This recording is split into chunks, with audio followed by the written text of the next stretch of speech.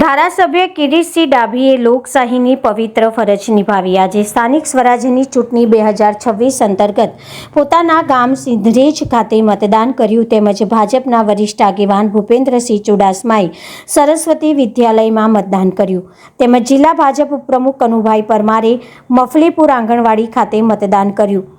આપ સૌ પણ મતદાનની પવિત્ર ફરજ નિભાવી લોકતંત્રને વધુ સુદૃઢ બનાવવા યોગદાન આપશો।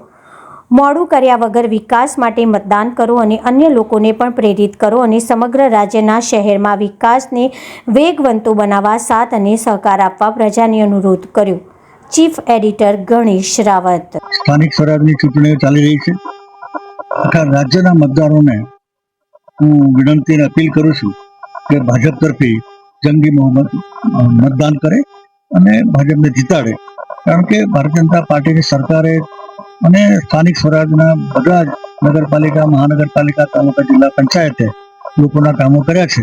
એ નાતે સૌને અપીલ કરું છું, આ તાપમાં પણ આપ એક દિવસ અમારા માટે કાઢજો, અમારે તમને 5 વર્ષ આપવાનું છે। ગુજરાતમાં અત્યારે મતદાન શરૂ થઈ ગયું છે અને આજના દિવસે સવારે 7 વાગ્યાથી સાંજે 6 વાગ્યા સુધી લોકો પોતાના મતનો અધિકારનો ઉપયોગ કરી શકશે।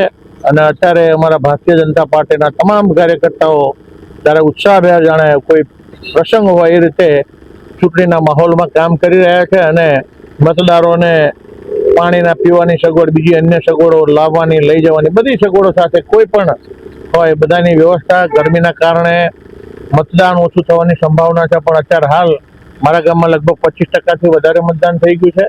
ટોટલ ધોળકા વિધાનસભામાં તો સારા સમાચાર છે, લગભગ 22-25% સમાચાર બધા તરફથી આવે છે।